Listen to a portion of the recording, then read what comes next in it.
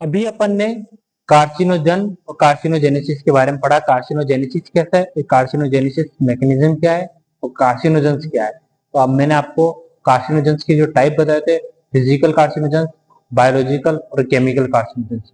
अभी अपन जिस कार्सिनोजेंस की बात करने जा रहे हैं उसका नाम है फिजिकल कार्सिनोजेंस।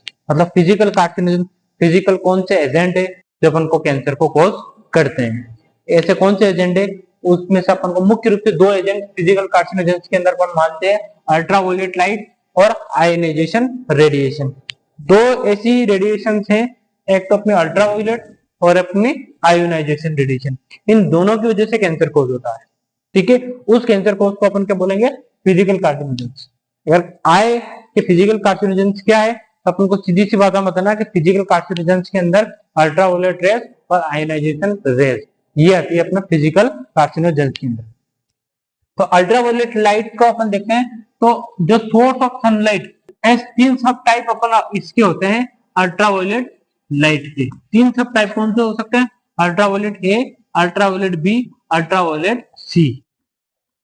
ठीक है, अभी ये 320 से 400 नैनोमीटर इसकी तरंग दैर्ध्य होती है, इसकी 280 से 320 होती है, इसकी 200 से 280 होती है। ठीक है ना, नैनोमीटर के अंदर है।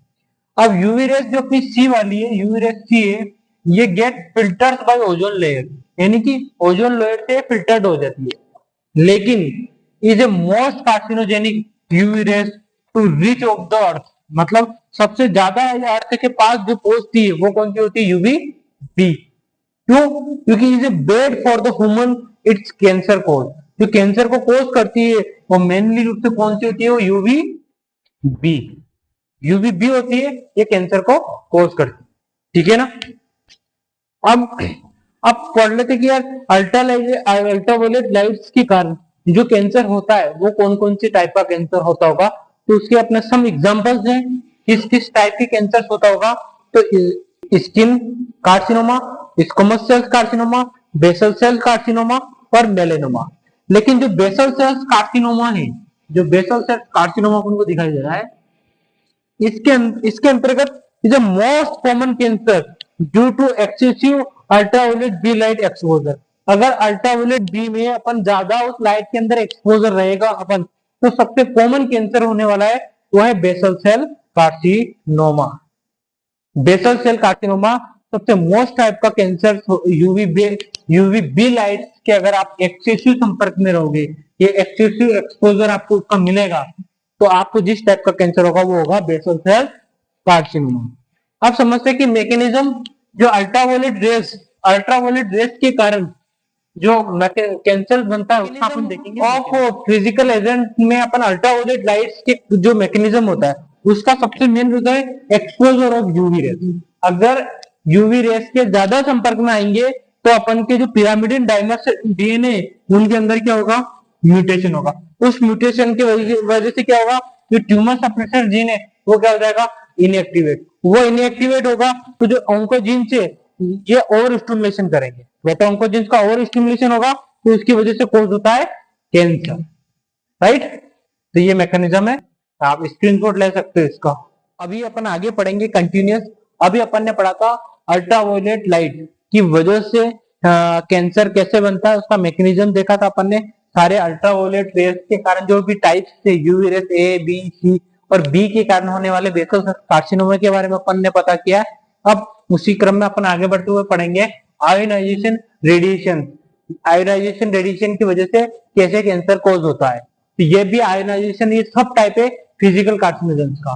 तो इसका मुख्य सोर्स है एक्सरे, मैग्नेटिक रेस और गामा रेस। ये इसके X ray, magnetic rays, gamma rays ये किसके सोर्स है, आयोनाइजेशन कैंसर के। ठीक है, ये इसके मुख्य सोर्स हैं। एक्सरे हो गया, मैग्नेटिक रेस होगी और गामा रेस होगी। अब इसके एग्जांपल, इसके कारण होने वाले कौन कौन से कैंसर हो सकते हैं। तो कैंसर तो थायराइड है, स्किन है, ब्रेस्ट है, ओवरीज है, यूट्रस है, लंग्स है और साइब्रिक ग्लैंड है। और ऑल फॉर्म्स ऑफ ल्यूकेमिया की सभी फॉर्म, वो जो कैंसर होते हैं वो आयोनाइजेशन कैंसर, आयोनाइजेशन रेडिएशन की वजह से होते हैं। एक्सपेक्ट कौन सा, अपवाद स्वरूप क्रोनिक लिम्फोसाइटिक ल्यूकेमिया, यह आयोनाइजेशन रेडिएशन की वजह से नहीं होता। बाकी सभी टाइप की ल्यूकेमिया है वो आयनाइजेशन रेडिएशन की वजह से होते हैं। आइए मैकेनिज्म को कंटिन्यू करते हैं, किस वजह से आयनाइजेशन से कैसे कैंसर होता है। कि मैकेनिज्म ऑफ आयनाइजेशन रेडिएशन, तो अगर अपन की बार बार अगर कोई पेशेंट एक्सरे करवा रहा है, एमआरआई करवा रहा है, सीटी स्कैन करवा रहा है, तो ये जो आयनाइजेशन कैंसर है ये मेन उन्हीं लोगों में होता है जिनकी एक्सरे रूम में ड्यूटी लगी रहती है, एमआरआई रूम में ड्यूटी लगी रहती है, वो दिन भर उस रेस से कांटेक्ट में रहते हैं, उसके इफेक्ट उसके प्रभाव में रहते हैं। उन लोगों के अंदर ज्यादा चांस है, जितने भी लैब्स के अंदर ड्यूटी लगी रहती है, जो लैब्स का काम करते हैं, एक्सरे, रेडिएशन, एमआरआई, और उन पेशेंटों में जो बार बार एक्सरे करवा रहे हैं, बार बार एमआरआई करवा रहे हैं, ऐसे पेशेंट जो बार बार आयोनाइजेशन के कांटेक्ट में आ रहे हैं, अगर लंबे समय तक वो पेशेंट अगर आयोनाइजेशन के कांटेक्ट में रहते हैं तो उनके अंदर कैंसर कॉज हो सकता है। तो इसका मैकेनिज्म देखेंगे, exposure of ionisation radiation, formation of the high free radicals, जो बॉडी के फ्री रेडिकल्स है वो बहुत ज्यादा बढ़ जाएंगे, उसकी वजह से डीएनए डैमेज होगा, और डीएनए डैमेज होने की वजह से कैंसर कॉज होगा। इसको बोलते हैं अपन आयोनाइजेशन कैंसर, आयोनाइजेशन रेडिएशन की वजह से जो कैंसर होता है। ठीक है, ओके, थैंक यू। स्क्रीनशॉट ले सकते हो। अभी अपनों ने दो तरह से पढ़ा था कि आयोनाइजेशन और अल्ट्रावायलेट रेस से पढ़ी है कि अल्ट्रावायलेट रेस और आयोनाइजेशन के कारण कैंसर कैसे होता है। ये अपने दो कार्सिनोजन से, ठीक है। तो अब इन दोनों का अपन देखेंगे कि एक्चुअली डिफरेंस क्या है, ठीक है, इन दोनों में। तो डिफरेंस अपन तीन तरीके से देख सकते हैं। पहला, इनका सोर्स क्या है, दूसरा किस टाइप का कैंसर कॉज करते हैं, और तीसरी चीज आती है इन दोनों के मैकेनिज्म अलग अलग क्या है, किन किन के, अल्ट्रावायलेट रेस के, ठीक है, अल्ट्रावायलेट रेस और आयोनाइजेशन रेडिएशन, ठीक है, इसके तीनों के अलग अलग क्या क्या फीचर्स हैं। तो सोर्स देखते हैं अल्ट्रावायलेट रेस का, तो उसका होता है सनलाइट, और यूवीबी कार्सिनोजेनिक के कारण होता है, ठीक है ना। अल्ट्रावायलेट बी रेस के कारण ही कार्सिनोजन होते हैं, और एक होता है अपना एक्सरे, ठीक है ना। आयोनाइजेशन होता है X ray, gamma, alpha, beta rays, इसके कारण जो होता है कैंसर वो होता है आयोनाइजेशन, आयोनाइजेशन फैक्टर्स, ठीक है। तो आयोनाइजेशन और अल्ट्रावायलेट रे का सोर्स में यूवी रेस का सोर्स हो गया यूवीबी, आयोनाइजेशन में X ray, gamma, alpha and beta, ठीक है। अब जब कैंसर की बात आती है, जो यूवी रेस वाले थे वो किस टाइप के कैंसर को कोज करते हैं, जैसे कि skin cancer, like basal cell carcinoma, ठीक है ना, और मेलेनोमा, सार्कोमा कार्सिनोमा, जिस टाइप की ये जो कैंसर कोज करता है वो करता है अल्ट्रावायलेट रेस, ठीक है। अल्ट्रावायलेट से इस टाइप के कैंसर होते हैं, जबकि आयोनाइजेशन से आर टाइप की ल्यूकेमिया होते हैं, लेकिन एक एक्सेप्शन है जिसको अपन बोलते हैं CLL, क्या बोलेंगे इसको, कंप्लीट क्या बोलेंगे, chronic lymphocytic leukaemia, chronic lymphocytic leukaemia, जो कोर्स होता है, एक्सपेक्ट होता है, ये आयोनाइजेशन के कारण नहीं होता है। बाकी सभी प्रकार के जो कैंसर है ल्यूकेमिया वाले वो आयोनाइजेशन के कारण होते हैं, थायराइड ट्यूमर भी आयोनाइजेशन के कारण होती है। अब इसके मैकेनिज्म देखते हैं, अल्ट्रावायलेट रेस का मैकेनिज्म देखते हैं, तो इसमें पिरामिडियन डाइमर्स इन डीएनए ये डैमेज होता है, इसकी वजह से होता है, जबकि आयोनाइजेशन के अंदर फ्री रेडिकल्स की वजह से होता है। किनकी वजह से होता है, फ्री रेडिकल रिएक्शन की वजह से आयोनाइजेशन होता है। तो ये दो टाइप का अपन ने अभी डिफरेंस देखा, अल्ट्रावायलेट रेस और आयोनाइजेशन में क्या डिफरेंस है, ठीक है।